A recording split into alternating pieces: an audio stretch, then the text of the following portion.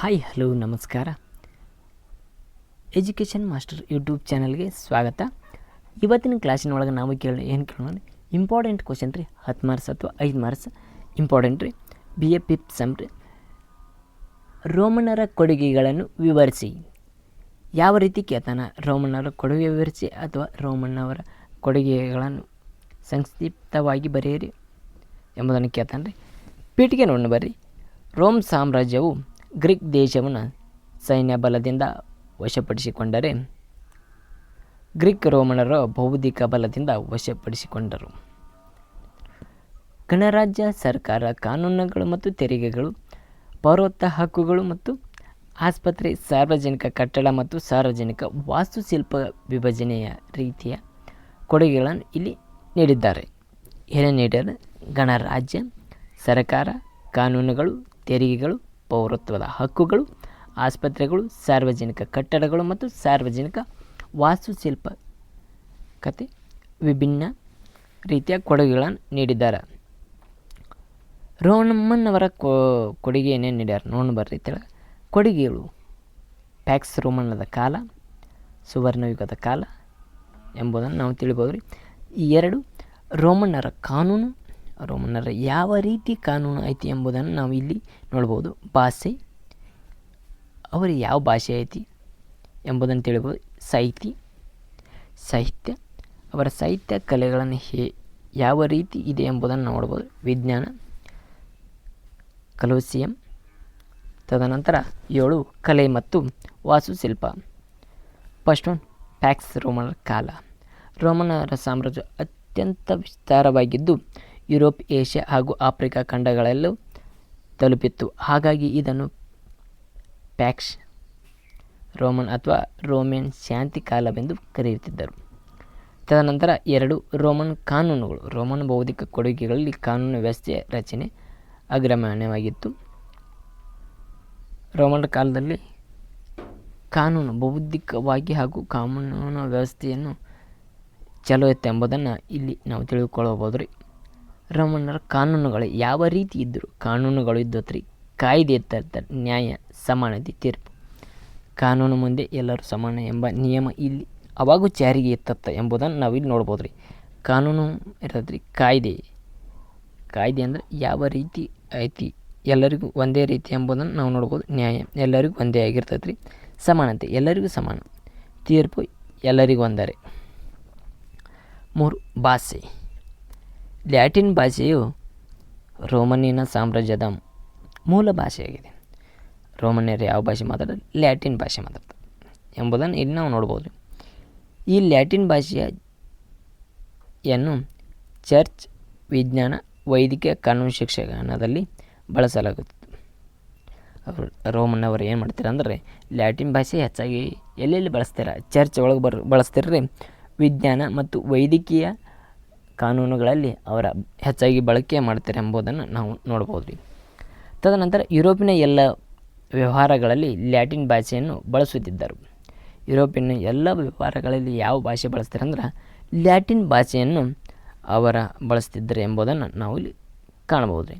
Latin ಭಾಷೆಯ ನಾಗರಿಕ ಪ್ರಪಂಚದ ಅಧಿಕೃತ ಭಾಷೆಯಾಗಿದೆ.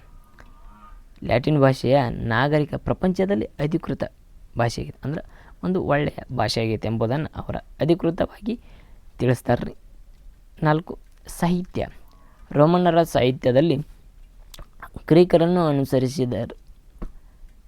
ಸಿಸಿರೋನ್, ಕ್ಯಾಟಲಸ್, ಲುಕ್ರಿಟಸ್ ಎಂಬ ಪ್ರಮುಖ ಕಾವ್ಯಗಳನ್ನು ರೋಮನ್ ಸಾಹಿತ್ಯವನ್ನು ಸುವರ್ಣಯುಗವಾಗಿಸಿವೆ ಎಂಬುದನ್ನು ಇಲ್ಲಿ ನಾವು ನೋಡ್ಬೋದು. ಯಾವುದು? ಸಿಸಿರೋನ್, ಕ್ಯಾಟಲಸ್, ಲುಕ್ರಿಟಸ್ ಎಂಬ ಇದೊಂದು ಕಾವ್ಯ ಆತ್ರಿ. ಈ ಕಾವ್ಯಗಳನ್ನು ಸಾಹಿತ್ಯವನ್ನು ಏನು ಮಾಡ್ತಾರೆ? ಸುವರ್ಣಯುಗವಾಗಿಸೈತೆ ಎಂಬುದನ್ನು ನಾವು ಇಲ್ಲಿ ತಿಳಿಬಹುದು ರೀ. ತದನಂತರ ಪ್ರಸಿದ್ಧ ಕವಿಗಳು ಮತ್ತು ಕೃತಿಗಳು. First one, Julius Caesar, civil wars, Salic wars. 2 Livy, natural history and Roman history. ಅವರ ಕೃತಿಗಳು. ಪ್ಲಿನಿ ಅವರ ಯಾವುದನ್ನು? ನ್ಯಾಚುರಲ್ ಹಿಸ್ಟೋರಿ ಎಂಬುದನ್ನು ಅವರ ಕೃತಿಯಾಗಿದ್ದರೆ ಪ್ರಮುಖ ಇತಿಹಾಸಕಾರರು ಯಾರು ಬರ್ತಾರೆ? ಸಲೋಸ್ಟ್, ಸೆಕೆಂಡ್ ಮಾರ್ಕ್ಸ್ ಮತ್ತು ಥರ್ಡ್ ಒನ್ ಪ್ಲಾಟಕ್. ಫಿಫ್ತ್ನ ಏನು ಹಾಕಿದಾರೆ ವಿಜ್ಞಾನ. ಸೆಲೆನ್ ರೋಮನ್ಯರ ಶ್ರೇಷ್ಠ ವೈದ್ಯರ ಶರೀರ ರಚನಾಶಾಸ್ತ್ರ ಮತ್ತು ಅಂಗರಚನಾಶಾಸ್ತ್ರದ ಬಗ್ಗೆ ಮಾಹಿತಿಯನ್ನು ನೀಡಿದ್ದನು.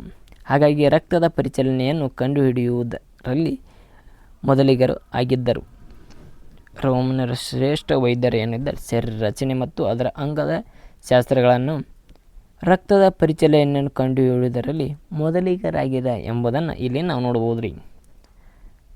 ಅರೆಟೆಕ್ಸ್ ಇವರೇನು ಮಾಡಿದ ಮಧುಮೇಹ ಮತ್ತು ಗಂಟಲ ಮಾರಿ ರೋಗಗಳ ಬಗ್ಗೆ ತಿಳಿದರು. ಇವರ ಅರೆಟೆಕ್ಸ್ ಏನಿದ್ದರ್ರಿ ಇವರ ಮಧುಮೇಹ ಮತ್ತು ಗಂಟಲದ ರೋಗಗಳನ್ನು ಕಂಡುಹಿಡಿದರಂದ್ರೆ ಪ್ಲಿನಿ ನ್ಯಾಚುರಲ್ ಹಿಸ್ಟ್ರಿ ಎಲ್ಲ ವಿಜ್ಞಾನಗಳ ಸಹಿತ. 6th ಒನ್ ಕಲೆ ಮತ್ತು ವಾಸ್ತುಶಿಲ್ಪ. ಕಟ್ಟಡಗಳನ್ನು ನಿರ್ಮಿಸುವುದರಲ್ಲಿ ಪ್ರಸಿದ್ಧರಾಗಿದ್ದರು. ದೇವಾಲಯಗಳನ್ನು ನಿರ್ಮಿಸಲು ಪ್ರಸಿದ್ಧರಾಗಿರಂತಾರೆ. ರಂಗಮಂದಿರ ಸ್ನಾನಗೃಹ ಮತ್ತು ಕಟ್ಟಡಗಳನ್ನು ಭಾರಿ ಚಲೋ ಕಟ್ತಾರಂತಾರೆ. ಪಾಂಪೆಯ ರಣಮಂದಿರ ಅದ್ಭುತ ಶೈಲಿಯಲ್ಲಿ ನಿರ್ಮಿಸಿದ. ಪಾಂಪೆಯ ಇವನು ಅದ್ಭುತವಾಗಿ ರಂಗಮಂದಿರವನ್ನು ರಚಿಸಿದರಂತ ಎಂಬುದನ್ನು ನಾವು ತಿಳಿಬೋದು. ಪಲೆಟಿನ್ ಬೆಟ್ಟದ ಮೇಲೆ ಅಗಸ್ಟ್ ಸೀಸರ್ ಅವರ ಬೃಹತ್ ಅರಮನೆ ನಿರ್ಮಿಸಿದ್ದಾರೆ. ಒಳ್ಳೆ ಏನು ಮಾಡ್ತಾರೆ ಪಲೆಟೆ ಎಂಬ ಬೆಟ್ಟ ಐತತ್ರಿ, ಆ ಬೆಟ್ಟದಲ್ಲಿ ಅಗಸ್ಟ್ ಸೀಸರ್ ಅವರ ಬೃಹತ್ ಅರಮನೆಯನ್ನು ನಿರ್ಮಿಸಿದ್ದಾರಂತಾರೆ. ಅವರ ಕಲೆ ನೋಡ್ರಿ ಹೆಂಗೈತ್ರಿ. ರೋಮನರ ಕಾಂಕ್ರೀಟ್ ವಾಸ್ತುಶಿಲ್ಪವನ್ನು ನಿರ್ಮಿಸಿದರು. ರೋಮನರ 2 ವಾಸ್ತುಶಿಲ್ಪ ಲಕ್ಷಣಗಳು ಯಾವುವು? ಒಂದನೇದು ಕಮಾನುಗಳು. ಕಮಾನು ಆಕಾರದಲ್ಲಿ ಏನು ಮಾಡ್ತಾರೆ ವಾಸ್ತುಶಿಲ್ಪ ಇದ್ದು ಹತ್ರ ಅವರು. ತದನಂತರ ಗೋಲಾಕಾರದ ಗುಮ್ಮಟಗಳು. ಗೋಲಾಕಾರದ ಗುಮ್ಮಟಗಳು ಅಂದ್ರೆ ಈಗ ಎಕ್ಸಾಂಪಲ್ ರೀ ಗೋಳ್ಗುಮ್ಮಟ ರೀ ನೀಡ್ಬೋದು ರೀ. 7 ಕಲೋಸಿಯಂ. ಇದು ರೋಮನ ರಂಗ ಮಂದಿರವಾಗಿದ್ದು ಕ್ರಿಸ್ತಶಕ 80ರಲ್ಲಿ ವೆಸ್ಟ್ ಫ್ಯಾರಿಸನ್ ಎಂಬ ಸಾಮ್ರಾಟವನ್ನು ನಿರ್ಮಿಸಿದನು. ಈ ರಂಗಮಂದಿರ ಸುಮಾರು 50,000 ಜನರಿಗೆ ಅವಕಾಶವನ್ನು ನೀಡಲಾಗಿದೆ. ಇಲ್ಲಿ ಖಡ್ಗ, ಮಲ್ಲರ ಮತ್ತು ಕ್ರಿಶ್ಚಿಯನರ ಹಸಿಸಿಂಹಗಳ ವಧೆಯನ್ನು ವೀಕ್ಷಿಸಲು ಬರುತ್ತಿದ್ದರು. Thank you. ಎಲ್ಲರಿಗೂ ಸಬ್ಸ್ಕ್ರೈಬ್ ಮಾಡಿರಿ. ಹಾಗೆ ಹೊಸ ವಿಡಿಯೋಗಾಗಿ ನಮ್ಮ ಚಾನಲ್ ಸಬ್ಸ್ಕ್ರೈಬ್ ಮಾಡಿರಿ. Thank you all.